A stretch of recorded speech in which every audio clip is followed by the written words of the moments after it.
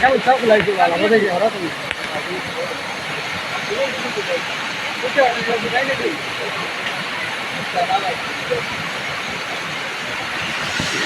আমাৰ দাদা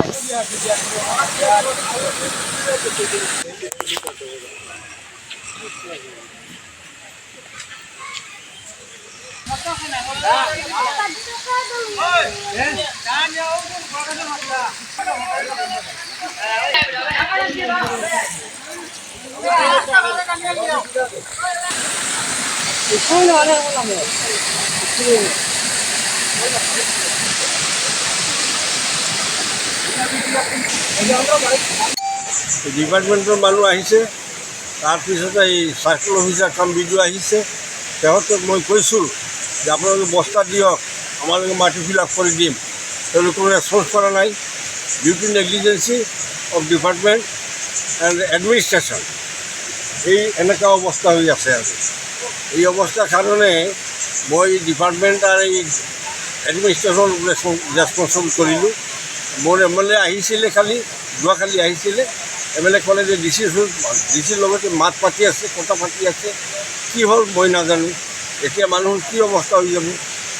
এই সকলো ফাণ্ডবিলাক সোমাই আছে, সোমাই গিয়া তাতে ষ্ট'ৰ হৈ যাব। ষ্ট'ৰ হৈ বিৰাট কিমান গাঁও প্লাবিত হ'ব? বিৰাট ফ্লাড হৈ যাব, বিৰাট ডাঙৰ ফ্লাড হৈ যাব।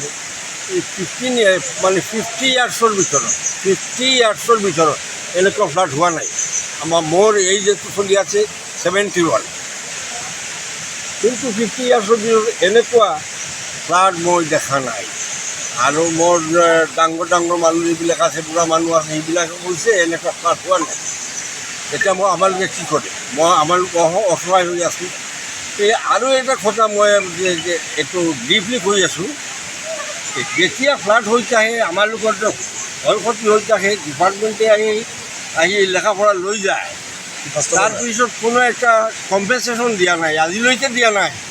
আৰু আকৌ নিদিব বুলি আমালোকে ধৰি আনিছে। এই চৰকাৰ কি কৰি আছে? শুধু টেক্স লৈ আছে আমালোকৰ পৰা, কিন্তু আমালোকৰ টেক্সৰ বিনিময়ত আমালোকৰ সহায় কৰা নাই, কোনো ৰিলিফ দিয়া নাই। সেৱকৰ সময়ত কোনো ৰিলিফ দিয়া নাই, কিন্তু আমালোকৰ আক্ষেপ হয়।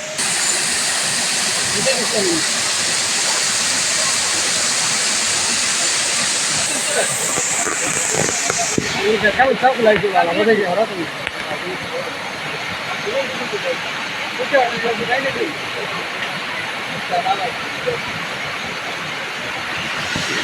আমাৰ দাদা